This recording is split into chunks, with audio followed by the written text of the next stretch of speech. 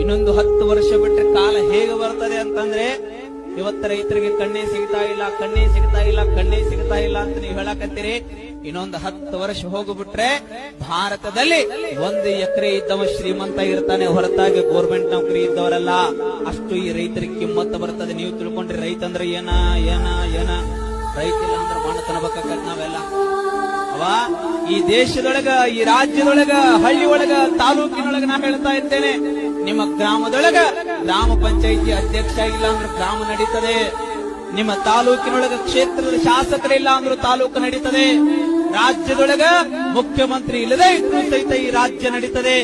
ದೇಶದೊಳಗ ಪ್ರಧಾನಿ ಇಲ್ಲ ಅಂದ್ರೂ ಸಹಿತ ಈ ದೇಶ ನಡೀತದೆ.